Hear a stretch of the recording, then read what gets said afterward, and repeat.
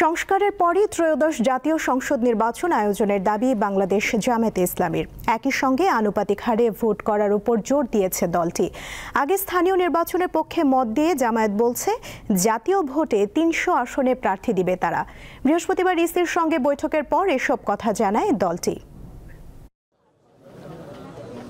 এক যুগ পর নির্বাচন কমিশনে বাংলাদেশ জামায়াত ইসলামীর নেতারা আদালতে নিবন্ধনের ভাগ্য ঝুলে থাকা দলটির সেক্রেটারি জেনারেল মিয়া গোলাম পরোয়ারের নেতৃত্বে ৬ সদস্যের প্রতিনিধি দল বৃহস্পতিবার রাজধানীর আগারগাঁওয়ে নির্বাচন ভবনে ইসির সঙ্গে বৈঠক করে। ২ ঘণ্টা ধরে চলা বৈঠকে কমিশনের কাছে ২৩টি লিখিত দাবি তুলে ধরেন জামায়াতের নেতারা। পরে ব্রিফিংয়ে তারা জানান, আগামী জাতীয় সংসদ নির্বাচন অবাধ, সুষ্ঠু ও নিরপেক্ষ করতে খোলামেলা আলোচনা হয়েছে তাদের। No election without reform. আমাদের পরিপূর্ণভাবে অন্তত নির্বাচনী প্রক্রিয়ার সঙ্গে যে সমস্ত অর্গান এবং বিভাগগুলো রাষ্ট্রের জড়িত সেগুলোকে সংস্কার করেই জাতীয় সংসদে নির্বাচন করতে হবে।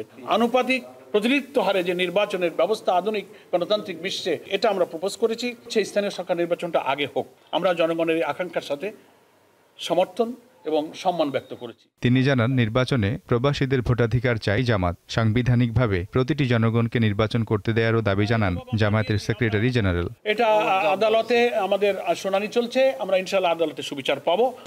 ৩০০ আসনে নির্বাচন করার সক্ষমতা জামাত ইসলামীর আছে। আমরা ৩০০ আসনে প্রার্থী আমরা প্রস্তুত করে ফেলেছি। নিবন্ধন হারানো দলটি আগে আদালতে না গিয়ে ইসিতে কেন, এমন প্রশ্নে বিরক্তি প্রকাশ করে জামায়াত নেতা জানান, নির্বাচনকে সামনে রেখে প্রস্তুত তারা। নিবন্ধন প্রয়োজনই নাই, দল হলেই সেই ইলেকশন আগে ছিল না। বিফোর 2008 আমরা কি করেছি? আমরা ইলেকশন, আমাদের তখন নিবন্ধন আইন ছিল না।